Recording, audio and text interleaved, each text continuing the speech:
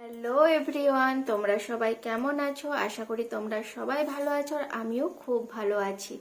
তো আজকে তোমাদের সঙ্গে একটু আমার জীবনের কিছু কাহিনী শোনাতে এলাম। আজকের কোনো ডেলি ব্লগ নয়, আজকে একটা ছোট ভিডিও নিয়ে তোমাদের কাছে চলে এলাম। তো তোমরা ভিডিওটা স্কিপ না করে আমার ভিডিওটা তোমরা দেখতে থাকো। তো বন্ধুরা, তোমাদের সঙ্গে তো অনেক আমি আনন্দের মুহূর্ত শেয়ার করেছি।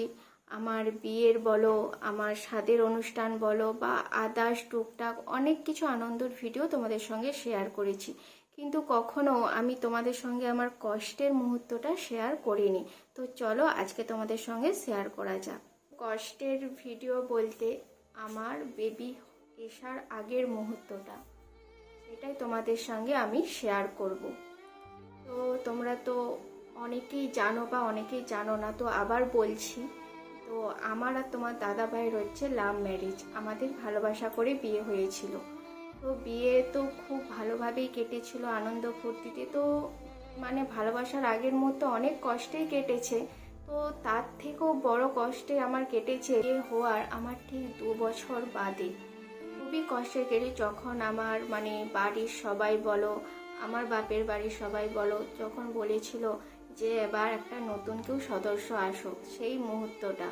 তো তার আগে আমরা অতটা ভাবিনি, হ্যাঁ হবে হবে, আসবে আসবে, এরকম একটা ব্যাপার ছিল। তো যাই হোক, তারপরে যখন সবার মতামতে একটা চেষ্টা করলাম, তো যখন 2-3 বার ট্রাই করার পর দেখলাম আমার বেবি আসছে না। তো তার জন্যে তারপর ডক্টরের পরামর্শ নিই। তো ডক্টরের পরামর্শ নিতে গিয়ে ডক্টর যখন সব কিছু চেক আপ করলো, তখন আমার রিপোর্টে এলো আমার থাইরয়েড হয়ে গিয়েছে। তো খুবই কষ্টের ছিল দিনটা যখন শুনি। তো যাই হোক, সেই কারণে আমার বেবি আসতে একটু লেটই হয়েছিল, বা ডক্টর অনেক ওষুধ দিয়েছিল, তা অনেক দিনই ওষুধের মানে ডক্টরের পদ্ধতিতে চলেছিলাম। তো যাই হোক, তাও কিছু হচ্ছিল না এখানে। তো তোমরা অনেকেই জানো আমি বাইরে থাকি কর্ণাটক সিটিতে। তো অনেক দিন বাদে আমরা সবাই গ্রামের বাড়িতে গিয়েছিলাম। তো গ্রামের বাড়িতে গিয়েও আমাদের এলাকাটা সত্যি খুবই গাউটে যাকে বলে। তো সেখানে যাওয়ার পর অনেকে অনেক কিছুই বলেছিল, হয়তো তোমাদেরও সব আছে, আছে কিনা জানি না, কিন্তু আমাদের ওদিকটা খুবই আছে। তো তারাও একই কথাই বলছে, এখনও কেন বেবি হচ্ছে না, কেন বেবি নিচ্ছ না, এইসব ব্যাপার। তার দিকে যখন আমার প্রবলেমের কথা বললাম, তারা কেউ আমার কথা বিশ্বাস করেনি, উল্টে আমাকে অনেক মানে আজে বাজে কথা বলছিল। মানে শুনতে আমার খুব খারাপ লাগছিল, খুব কষ্টও হচ্ছিল। তো যাই হোক, এইসবের জন্য আমার খুব খুব কষ্টের দিন কেটেছে। তো এরপরে মানে এতটাই আমি কষ্ট পেয়েছিলাম। তো তোমাদের দাদা ভাই জানতো কতটাই আমি কষ্ট পেতাম বা পেয়েছি। তো মানে লোকের কথা শুনে আমি ঘরের ভিতর মন খারাপ করে বসে থাকতাম, কিছু কাজকর্ম করতাম না, ভালো লাগতো না। তো তোমাদের দাদা ভাই আমাকে খুব সাহস জুগিয়েছে যে লোকের কথায় কান দিয়ে লাভ নেই। তো এরকম হতেই ছিল। তারপরে একদিন যখন মানে লোকে দূরে বলতো, যখন সামনাসামনি এসে বলতে লাগলো, তখন আমার বাড়ির লোকও একটু জিনিসটাকে গুরুত্ব দিল। দেওয়ার পরই তখনই তারাও আমাকে অনেক উৎসাহ ভরসা তারাও দিয়েছে যে অতটা কষ্ট পাওয়ার কোনো দরকারই নেই, সময় সবারই আসবে একদিন না একদিন, আর ভগবান ঠিক দেবে, আজ নয় কাল ঠিক অবশ্যই দেবে। আমার বাড়ির লোকও পরে আমার শাশুড়ি মা খুব উৎসাহ দিয়েছিল।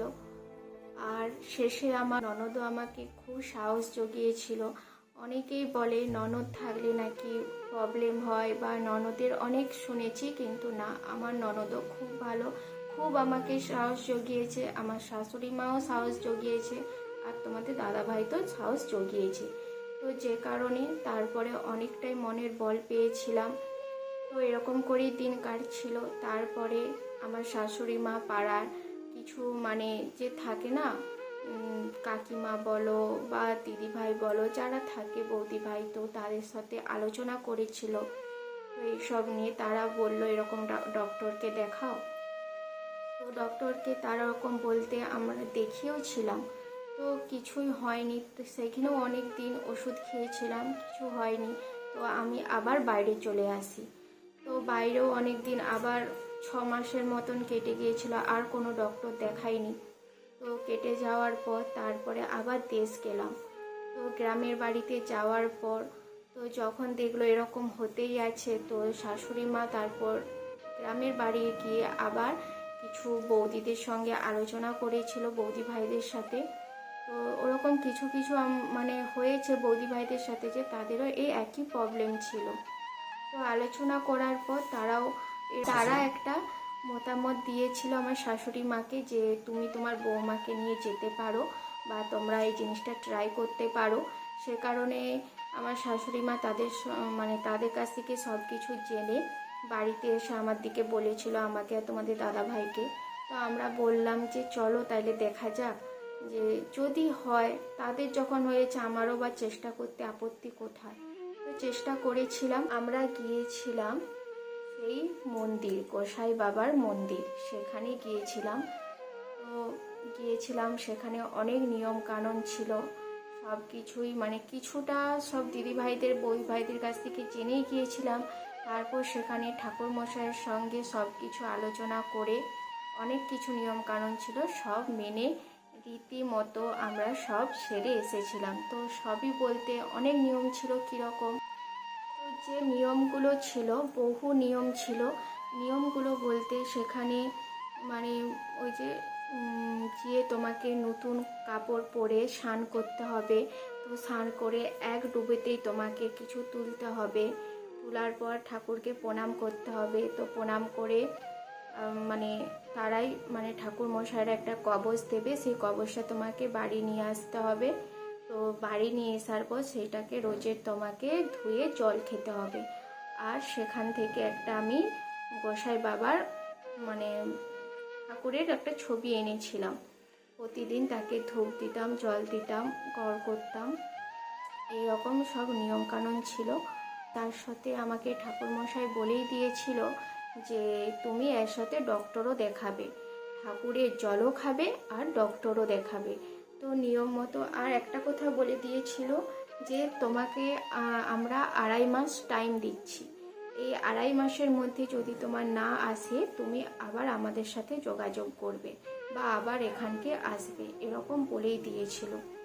তো রীতিমতো শুনে সব বাড়ি চলে এলাম। তো বাড়ি আসার পর কিছুদিন দেশে ছিলাম গ্রামের বাড়িতে, তারপরে আবার আমি এখানে মানে কর্ণাটকে আবার চলে আসি। আসার পর এখানে আবার ডক্টর দেখিয়েছিলাম। যখন ডক্টর দেখাতে যাই তখন আমার মাসের মাঝামাঝি টাইম হয়ে গিয়েছিল। তো ডক্টর বলল তোমার দিকে এই মাসে আমি আর কোনো ওষুধ দেবো না, তোমরা পরের মাসে আসো। তো যাই হোক, সেই মাসে আর কোনো ওষুধ খাইনি। যেই মাসে আমাকে ডক্টর ওষুধ দিল, মানে 15 দিনও হয়তো ওষুধটা আমি খাইনি, তারই মাঝে পুরো আমার কাটায় কাটায় 2.5 মাস হতে না মানে পুরো কাটায় কাটায় আমার ডেটটা ছিল 27, পুরো 27-এই আমার 2.5 মাস হয়েছিল। সেই তারিখেই আমি মানে আমার খুশির খবর শুনতে পাই যে আমার বেবি এসে গিয়েছে। মানে আমাকে ডক্টরের ওষুধও খেতে হয়নি, একেই বলে ভগবানেরই লীলা। যাই হোক, আমার গোসাই বাবার আশীর্বাদেই আমার বেবি এসেছে, আমি বিশ্বাস করি।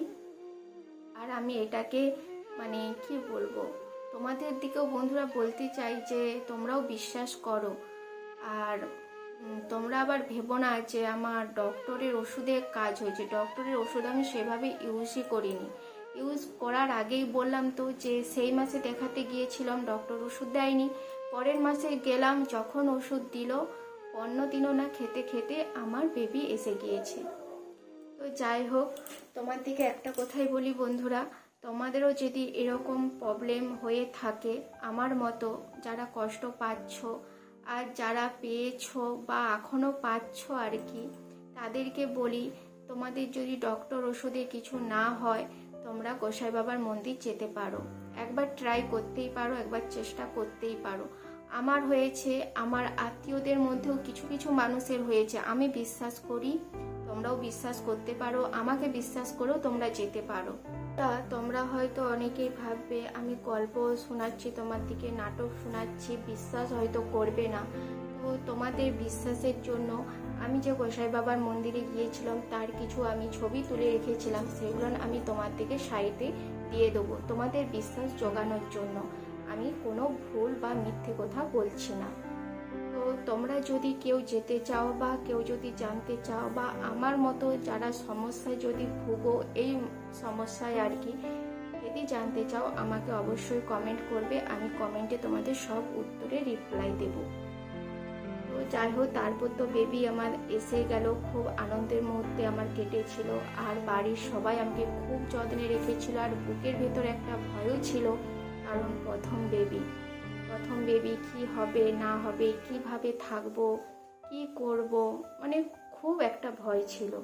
তো বাড়ির সবাই আমাকে খুব যত্নে রেখেছিল, খুব ভালোভাবেই রেখেছিল। আর তোমার দাদাভাই খুব কেয়ারিংও ছিল তখনটা, খুব। এখন মানে অতটা আর নেই। তো তারপরে ভালোভাবেই সব কাটছিল। তো স্বাদও খুব ভালোভাবেই হয়ে গেছিল, 3টা স্বাদ খুব আনন্দে কাটছিল। তো সমস্যাটা হচ্ছিল, তার আগে আমার কোনো সমস্যা ছিল না। তো ভালোভাবে আমি সব কিছুই করেছি, যাকে বলে আমার কোনো প্রবলেম ছিল না। আর আমি বেড রেস্টও ছিলাম না। তো আমার প্রবলেমটা হতে লাগলো 9 মাসের বেলা, 9 মাসের শেষের দিকে আর কি, মাঝামাঝিতে প্রবলেমটা কীরকম হতে লাগলো। তো স্ক্যান করার পর ডক্টর বলল যে তোমার বেবি একটু ছোট আছে, মানে একটু প্রবলেম আছে, তোমার মানে ডেট আসার আগে তোমার বাচ্চা মানে তুলে নিতে হবে সিজার করে। তো আমার খুব ভয় এসে গেছিলো, আমি ঘরে এসে খুব কাঁদছিলাম, খুব ভয়ে। তো যাই হোক, এরকম বলেছিল। তো তারপরেও ডক্টর আমাকে 2টো ইঞ্জেকশন দিয়েছিল, যাতে বেবিটা আগে তুলে নিতে পারে আর কি। তো ঠাকুরের ইচ্ছা, ভগবানের ইচ্ছা, সত্যি ভগবানই হয়তো আছে। যাই হোক, আমার আর সিজার করেও তুলতে হয়নি বাচ্চা আগে। আর নর্মালি যেমন হয় আমার সেই রকমই, মানে বাচ্চা যে আসার আগে যে প্রবলেমগুলো হয় আমার সেরকমই হয়েছিল। আর আমার নর্মালেই বাচ্চা হয়ে গেছে, আমার কোনো কষ্ট হয়নি আর কোনো অসুবিধাও হয়নি। আগেও বাচ্চা তুলতে হলো না, আর মানে কি সময়ের আগেই হয়ে গেছে, কিন্তু যেমন 5টা মেয়ের হয় সেরকমই হয়েছে, সেরকমই পেটে ব্যথা করছিল, সেরকমই আর কি প্রবলেম হচ্ছিল। তো যাই হোক, সিজার করতে হয়নি, নর্মালি হয়ে গেছে, খুব ভালোভাবে হয়েছিল। আর তোমরা তো সবাই দেখেছো আরোহীকে, আমার মেয়ে হয়েছে। তো মেয়ে হওয়ার পর তোমাদের দাদা ভাইয়ের খুবই আনন্দ, খুবই খুশিতে ছিল, কারণ সে চেয়েছিল তার একটা মেয়ে হোক। তো মেয়ে হয়েছে, ভালোভাবেই কেটেছে। তো তারপরে আমরা আমাদের আরোহী তখন 2-3 মাসের হওয়ার পর আমরা দেশ গিয়েছিলাম। সেখানে গিয়ে আমরা গোসাই বাবার মন্দিরে আবার গিয়েছিলাম। তোমার দিকে তো প্রথমেই বলেছিলাম যে আমরা মানসিক করে এসেছিলাম জড়া পুতুল দিয়ে পুজো দেবো। তো যাই হোক, হয়ে যাওয়ার পর আমরা সেখানে গিয়ে আবার জড়া পুতুল দিয়ে পুজো দিয়ে এসেছি। তোমার দিকে সেটারও ছবি কিছু দিয়ে দেব। তো এইভাবে পুজো টুজো খুব আনন্দ ফুর্তি করে পুজো দিয়েছি। আমাদের আরোহী দেখতে পাচ্ছি এখন ঠাকুরের দান বলে কিনা জানি না, তো দেখতে পাচ্ছি আমাদের আরোহী খুব ভগবানের ভক্ত, খুব ঠাকুরের ভক্ত। মানে ঠাকুরের কৃষ্ণ নাম হলেই ও খুব নাচে আর খুব শুনতেও চায়, কেন জানি না, হয়তো ভগবানের দান বলেই না কি, আমিও বুঝতে পারছি না। তো যাই হোক বন্ধুরা, আজকের ভিডিওটা আমার এই অবধি ছিল। তোমাদের যদি কিছু জানার থাকে, কিছু বলার থাকে, তোমরা অবশ্যই কমেন্ট করবে। আর তোমরা ভালো থেকো, সুস্থ থেকো। আজকের মতো গুড নাইট, টাটা। कोई व्यक्ति अयोग्य नहीं होता, उसे अयोग्य बनाती है उसकी सोच। इसलिए स्वयं को जानो, जान जाओगे कि आप क्या हो।